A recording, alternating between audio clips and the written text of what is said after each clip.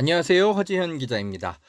오늘 시사 바리스타에서는 조금 어 재밌는 이야기 들고 왔는데 이 시사 커피 한번 같이 드셔 보시겠습니까?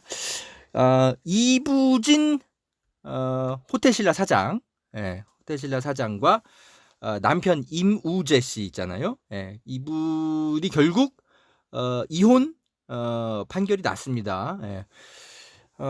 제가 이무재 전 삼성전기 고문과 약간의 친분이 있습니다. 예, 제가 뭐 한겨레에서 제가 예전에 이분 만나서 인터뷰한 기사도 썼던 거 혹시 보신 분들 기억나시는 분들 계십니까? 그래서 이무재 씨와 이부진 씨 사이에 무슨 일이 있었는지, 예, 제가 좀 개인적으로 좀 알고 있는 것들이 있어가지고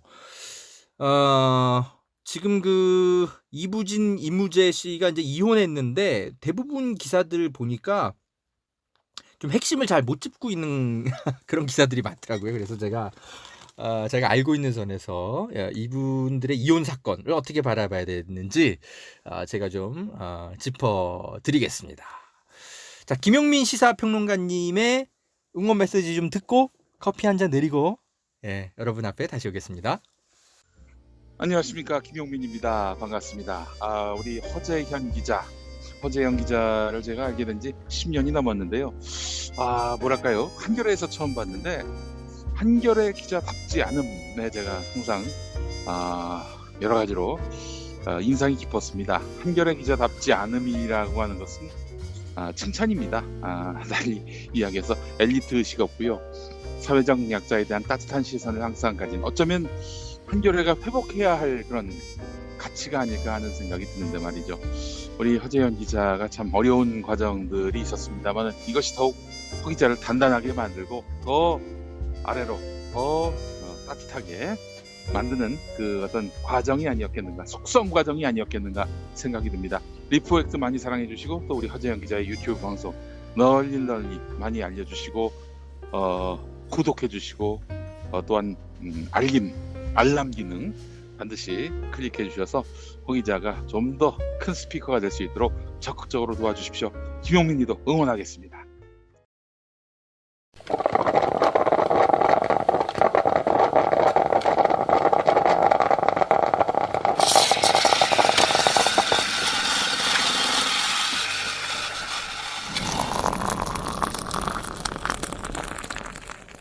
네, 허재현 기자입니다. 대법원에서 결국 그 판결이 났어요. 이부진, 이무재 씨 부부의 이혼 소송 상고심.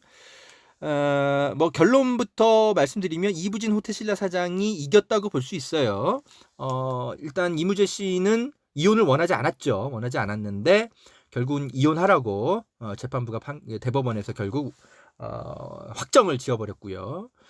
그리고 친권하고 양육권도 이무재 씨가 아니고 이부진 씨가 모두 가져가게 됐고, 그리고 언론의 관심은 좀 재산 분할 이런 문제에 좀 많이 보도를 했던데, 이무재 씨는 그 이부진 사장의 재산이 한 2조 5천억 원대 정도 되니까 자기한테 1조 한 2천억 대 정도의 재산 분할이 필요하다 이렇게 요구했는데 이거 안 받아들여졌어요. 예, 그래서 141억 원만 줘라. 예, 이부진 씨가 이무재 씨한테 141억 원만 줘라. 뭐 이렇게 했죠. 그래서 이무재 씨가 사실 패소한 거라고 봐야 됩니다. 예. 뭐 하나도 제대로 그 받아들여진 게 없어요. 예. 자, 여러분은 이 사건 어떻게 보십니까? 예. 그 여러 가지로 좀 분석해 볼 수 있는데 저는 일단 이 이야기부터 들려드리고 싶어요. 이게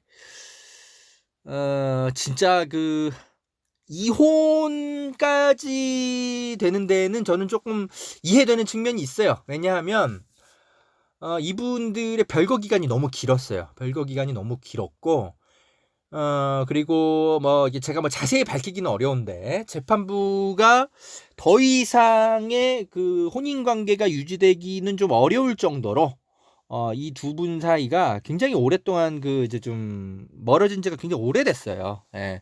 이건 좀 이 둘 사이의 얘기라 뭐 자세하게 말씀드리긴 좀 그런데, 그런 것이 좀 오래됐습니다. 그래서 이제 법원에서 볼 때 더 이상 혼인관계 유지가 어렵겠다 이렇게 좀 판단되는 측면들이 좀 있습니다. 예. 저는 그래서 어쩔 수 없이 그냥 이혼은 될 수밖에 없겠다 뭐 이런 생각은 했었는데 예측은 했는데 다만 재산이 140억밖에 이무재 씨가 못 갖게 되는 거는 이건 좀 해도 좀 심했다.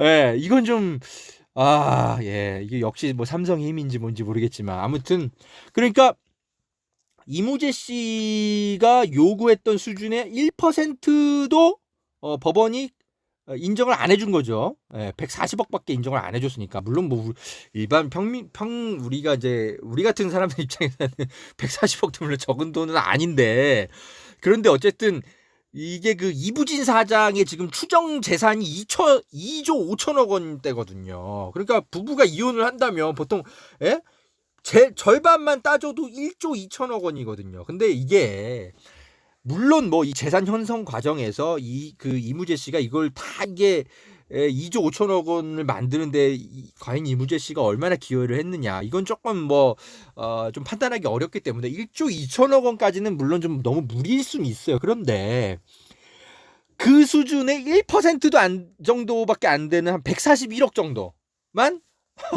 재산 기여 형성에 인정을 해준 거예요. 법원이. 이거 이무재 씨 입장에서는 진짜 처참한 패배를 당한 겁니다.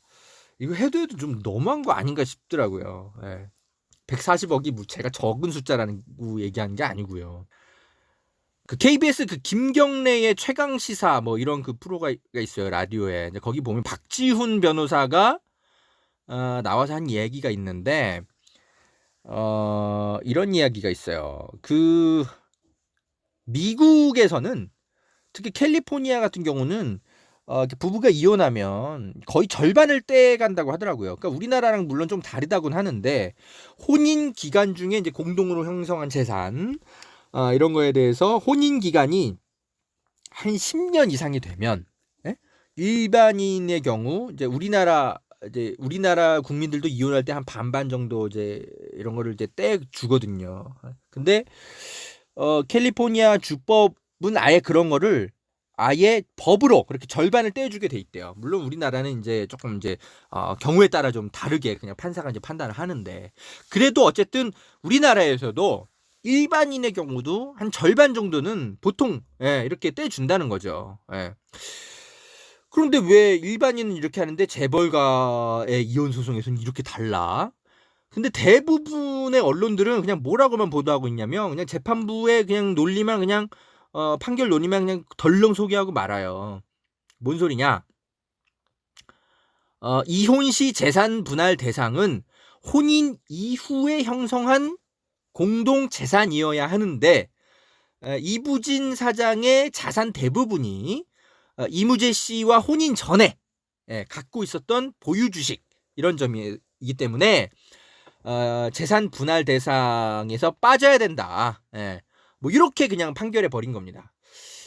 그렇게 그냥 언론 분석은 그냥 이렇게 그냥 나오고 말아요. 대부분 그냥 보도가. 그런데 지금 그 이부진 씨랑 이무재 씨랑 산 기간이 10년도 훨씬 넓거든요. 그러니까 이걸 단순히 이부진 씨가 결혼 전부터 갖고 있었던 재산이다. 그러니까 이무재 씨한테는 너한테는 권리가 없어. 이렇게만 보기에는 좀 너무 좀 무리한 측면이 있는 거죠. 자, 박지훈 변호사 논리가 이래요. 그러니까 배우자가 그러니까 그 아버지한테 물려받고 막 증여받고 뭐하고 어쨌거나 뭐 이랬던 재산이다 하더라도 그것을 같이 보존해 왔던 기간이 부부가 10년 이상 그 기간이 되면 대체로는 그 보존의 그 재산 그러니까 물려받은 재산을 보존하는 것에도 함께 기여한 것으로 일반인 같은 경우는 우리나라 법원도 그렇게 여러 가지 면에서 그런 것들을 함께 봐서 통상적으로는 반반 나눠 가져 이렇게 50% 정도로 판결을 한다는 거예요. 아무리 아버지한테 배우자가 받은 옛날에 그 재산이다 하더라도. 그런데 일반인은 이렇게 한다는데 왜 이부진과 이무진 이혼 소송에서는 이런 게 적용이 안 될까? 좀 이해가 안 된다는 게 이제 박지훈 변호사의 이제 주장인 거죠. 그러니까 물론 1조 4천억 원을 달라는 거는 좀 크다고 볼 수도 있어요. 예. 좀 너무한 거 아니야? 이무재 씨가 이런 주장을 이렇게 생각은 들 수도 있는데 그렇다 하더라도 그 요구했던 1조 4천억 중에 1%밖에 기여를 어떤 그 재산 형성 기여도에 1%밖에 인정을 안 해줬다는 건 좀 너무한다. 해도 너무한다. 적어도 한 10%, 20% 정도는 해줬어야 되는 거 아니냐. 인정을 해줬어야 되는 거 아니냐. 이런 얘기가 좀 나올 수 있다는 거죠. 예. 이게 이제 판사의 어떤 그 뇌피셜에 대한 판결인데, 예? 우리나라는 좀 가정법원 좀 그런 게 있거든요. 그래서 뭐 판사의 판결이 좀 뭐 무조건 틀렸다, 뭐 삼성의 눈치를 봤다, 제가 뭐 이런 주장을 하는 건 아닌데, 논란의 소지는 분명히 있습니다. 예. 10%도 안 되고 1%도 이무재 씨 얘기는 하나도 안 들어준 거죠. 예. 어떻게 이런 판결이 나왔을까? 사실 이 가정법원은 판결문 자체도 공개가 안 되거든요. 그래서 사실 이거를 알 방법이 없어요. 예, 그리고 변호사들도 절대 기자들을 만나주지 않아요. 예, 저도 접촉이 아예 안 됩니다. 예. 이무재 씨와는 제가 이따 말씀드리겠습니다만 연락을 끊고 지낸 지는 전 꽤 됐어요. 제가 연락할 생각도 없었고, 왜냐하면 이건 가정사의 문제이기 때문에 제가 뭐 그렇게 취재할 일도 아니고. 그래서 뭐 나중에 이제 이 재판 끝나면 연락해야지 하고 뭐 저도 뭐 더 이상 연락 안 했는데, 아무튼 간에 왜 이렇게 재판이 나왔는지는 조금 좀 들여다 보긴 해야 되는데, 사실은 이런 정도 얘기는 드릴 수 있어요. 이건 삼성의 힘입니다. 예. 왜냐?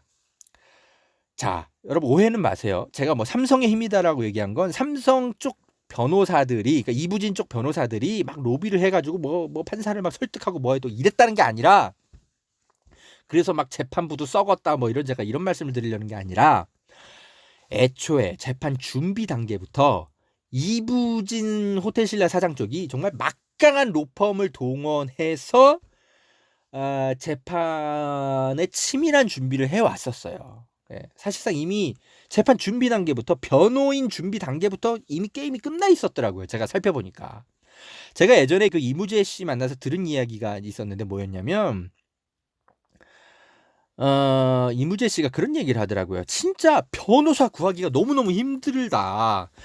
자기 좀 도와달라고 해서 변호사를 누구 이렇게 찾아가면 다 재판을 거절한다는 거예요. 아니, 이무재 씨가 돈이 없는 사람도 아니고, 예? 이게 못해도 최악으로 따져도 140억의 재산 이제 분할 소송이라 얼마든지 그 비용 될 수 있거든요. 재판 비용. 그런데 변호사들이 못 도와주겠다. 진짜 하나같이 다 거절한다는 거예요. 그런데 이부진 씨는 정말 막강한 로펌을 동원해서 이미 치밀하게 재판 준비를 하고 있는데, 그러니까는 사실상 이제 다윗과 골리앗의 싸움이 이미 변호인 선임 단계부터 그렇게 되어 있는 상황이더라고요. 자기가 변호사를 찾으려고 해도 찾을 수도 없고, 삼성과 맞짱 뜨려는 변호사를 너무나 찾기 힘들어서 힘들다. 나는 이거 재판 들어가도 이미 질 것 같다. 이런 얘기를 하시더라고요. 여러분, 한 10명의 변호사가 이제 재판 단계부터 이렇게 준비해가지고 붙는 거랑, 한 명의 변호사가 붙는 거랑 정말 그 소송 대응 자료의 수준은요, 여러분 어마어마하게 달라집니다. 그러니까 제가 뭐 사법부가 썩었다 뭐 이런 얘기를 하는 게 아니라, 재판 준비 단계부터 소송 단계의 어떤 부익부 빈익빈을 제가 설명드리는 겁니다. 그러니까는 이미 삼성의 힘이 그렇게 막강하기 때문에 사실상 저는 이무재 씨가 안타깝게도 이혼 당할 거라고 저는 봤어요. 본인은 이혼 안 당하고 싶다 이런 얘기를 하는데, 제가 아무리 봐도 이미 그 부부 관계가 정상적으로 유지되기에는 너무 좀 파탄 난 지가 오래고, 그래서 이혼은 당할 건데, 다만 이 재산이라도 어쨌든 이나 또는 양육권, 어쨌든 아버지가 이무재 씨잖아요. 그런 면에서는 좀 여러 가지 면에서 그나마 좀 원하는 좀 결론이 좀 나와야 될 텐데, 그조차도 좀 힘들겠구나, 좀 이렇게 좀 봤죠. 그래서 진짜 좀 어떻게 보면 좀 예견된 좀 판결인데, 참 여러 가지 면에서 좀 씁쓸하죠. 이런 어떤 대한 그 법조 분석은 전혀 거의 없더라고요. 예, 다들 기사들이 이부진 호텔신라 사장 쪽, 이 삼성 쪽에 좀 눈치를 봐서 그런지 그냥 대법원에 그냥 판결만 덜렁 내놓고 뭐 재산 형성 과정에서 이무재 씨가 기여한 바가 없다고 하더라. 이런 것만 그냥 간단하게 그냥 나오고 끝났더라고요.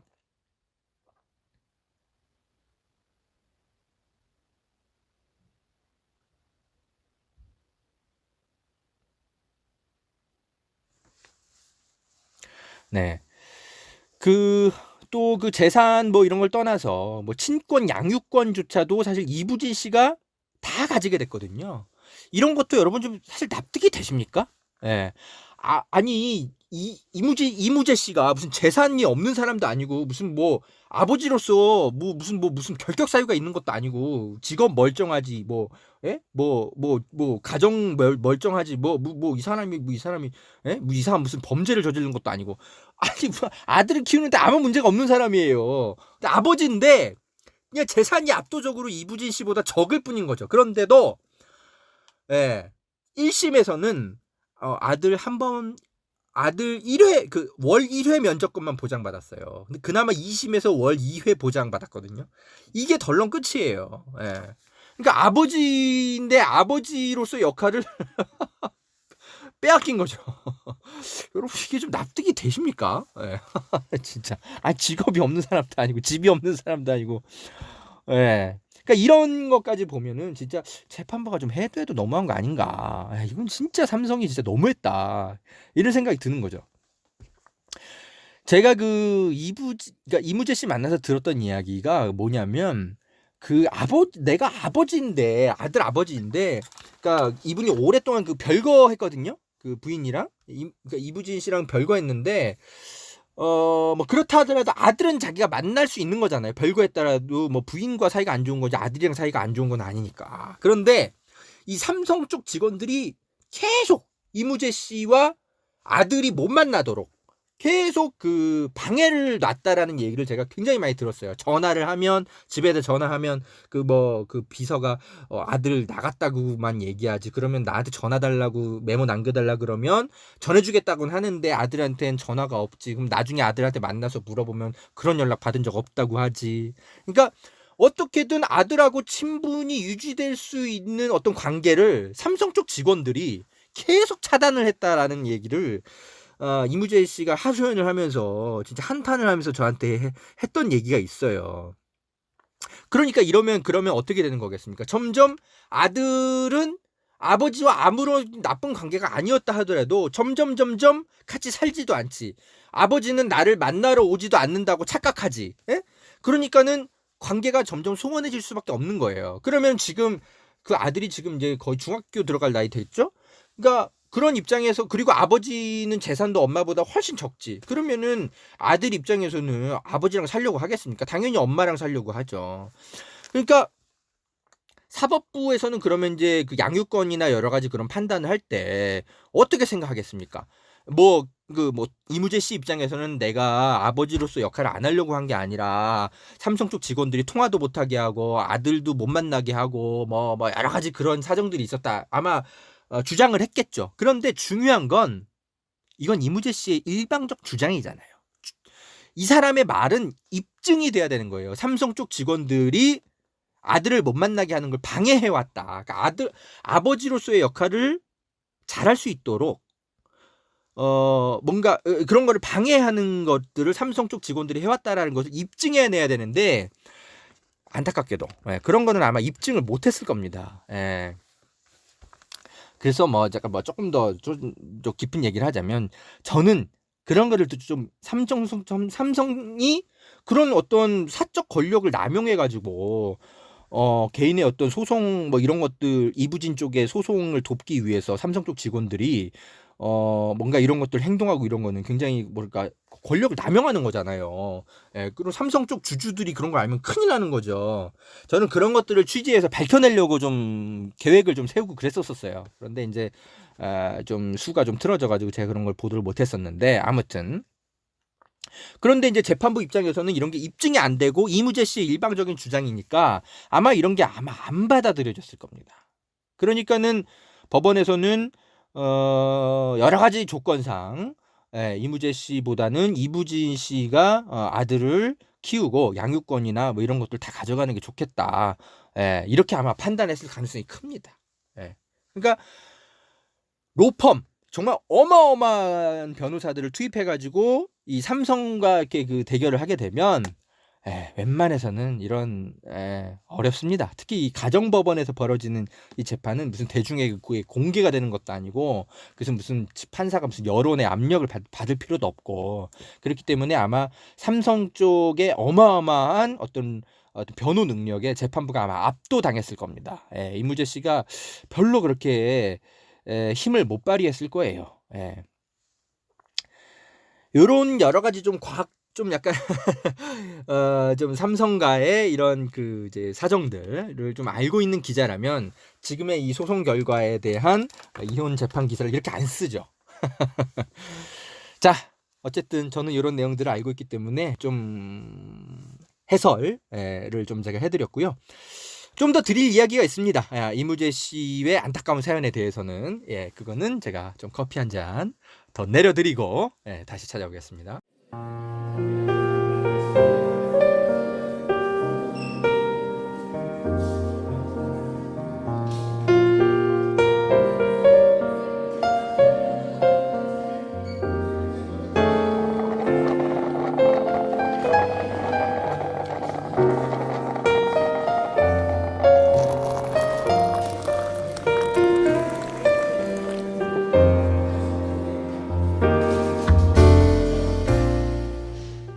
자, 시사바리스타 허재현 기자와 함께하고 계십니다. 자, 제가 좀 더 하고 싶은 얘기는 뭐냐면 그 이무재 씨와 이부진 씨의 어떤 이혼 그 보도를 보니까 여전히 이 언론들이 삼성 쪽의 눈치를 굉장히 많이 보고 있구나. 이런 게 이렇게 보이는 것 중에 하나가 여전히 그 이무재 씨와 이부진 씨의 이제 결혼하게 된 과정에 대해서 삼성 쪽이 물타기하고 좀 과대 포장한 것들을 그냥 그대로 받아서 그냥 보도하고 있더라고요. 그러니까 뭐냐면 이무재 씨가 무슨 삼성물산의 무슨 평사원 출신이고 뭐 봉사활동하다가 뭐 이부진을 만나고 뭐 이런 식으로 해가지고 그렇게 해서 뭐 남자 신데렐라가 돼가지고 뭐 결혼을 했는데 뭐 결국 파경에 이르렀다 어쩌고저쩌고 이렇게 보도를 했더라고요. 아니 이무재 씨가 저를 만나가지고 한겨레에 이미 밝혀서 그 기사가 나간 게 있어요. 이분 삼성 평사원 이런 게 아니고요. 이무재 씨가 그러니까 예전에 이제 이부진 씨의 보디가드였어요. 과거에. 무슨 봉사활동하다 만난 게 아니고 이부진 씨가 이제 굉장히 몸이 예전에 아파가지고 학교나 여기저기 다닐 때 누군가에 좀 부축이 필요할 정도로 굉장히 몸이 허약했어요. 그래서 그때 당시에 이제 이무재 씨가 이제 거기에 이제 그서 같이 이제 보디가드처럼 일을 하던 분이었던 거예요. 이분이. 그러니까 근데 이제 뭐 아까 말씀드렸지만 단순한 어떤 위험 대비 무슨 뭐 이렇게 테러 위협이나 뭐 이런 거 대비하는 보디가드 이런 게 아니라 이게 좀 뭐랄까 부축해줄 정도로 좀 몸이 허약해가지고 시중을 든다고 하는 건 조금 약간 표현이 좀 이상하고 그러니까 좀 이부진 씨를 좀 부축해주는 그러니까 바로 측근에서 부축해주고 행동을 좀 자유롭게 해주는 그런 역할을 하는 보디가드였거든요. 그러다 보니까 좀 신체적 접촉이 당연히 잦았겠죠. 그리고 이무재 씨 만나보면 여러분들 사실 굉장히 호남형입니다. 잘생겼어요. 그리고 사람이 되게 정감 있고 소탈하고 괜찮은 사람입니다. 딱 보면 이 사람 굉장히 괜찮은 사람이네라는 게 좀 많이 느껴져요. 이 사람. 그러니까 이제 이부진 씨 눈에는 굉장히 좀 좋아 보였던 거죠. 이제 젊었을 때 눈에는. 그래서 이제 정이 싹 튼 거죠, 서로. 그러다가 이제 이무재 씨의 설명입니다. 이거는 이부진 씨가 먼저 결혼을 하자고 했고 근데 이무재 씨는 결혼에 반대한 거죠. 감당하지 못하겠다. 이 집안은 자기는 아무리 그래도 이건 좀 그렇다. 이제 이렇게 생각을 해서 감당을 못하겠다고 했는데 이부진 씨가 이제 계속 이제 이무재를 설득하고 그리고 이제 이건희 회장도 처음에는 이제 이무재 씨를 당연히 싫어했겠죠. 결혼에 반대했는데 딸이 이렇게까지 결혼하고 싶어 하니까 사실상 명령하다시피 했대요, 이무재한테. 그래가지고 이제 이무재 씨도 이게 뭐 싫지도 않고 솔직히 좋아하는 마음도 있는데 감당은 안 될 것 같은데 이거 어떻게 하지 하다가 이제 결혼을 한 겁니다. 그러니까 무슨 뭐 삼성물산의 평사원인데 뭐 봉사활동을 하다가 둘이 눈이 맞아가지고 뭐 이렇게 한국 이거는 이무재 씨의 과거나 어떤 출신을 업그레이드 시키느라고 삼성 홍보실에서 조금 약간 조작한 거죠. 예. 이무재 씨는 이런 걸 원한 적이 없어요. 자기가 보디가드가 뭐 나쁜 직업도 아니고 그걸 왜 그걸 포장합니까? 그런데 어느 순간 보니까 자기는 그런 식으로 봉사활동하다가 삼성물산의 평사원인데 봉사활동하다가 이무재 씨를 만난 것처럼 돼 있더라는 거예요. 황당한 거죠. 예. 그런데 이제 삼성 쪽에서는 이제 이무재 씨 신분을 업그레이드 해야 되니까 막 강제로 막 해외에 막 유학을 보내고 막 자기는 영어 같은 거 별로 배울 생각도 없는데 강제로 영어 교육 시키고 엘리트 사원으로 이제 둔갑시켜야 되니까 미국에서 그 유학 생활 하느라고 이무재 씨가 엄청나게 힘들어했거든요. 그래서 중간에 막 자살 기도도 하고 맨날 막 호텔에서 막 연락 안 돼가지고 이무진 씨가 막 찾으러 다니고 뭐 이런 적들이 한두 번이 아닙니다. 예?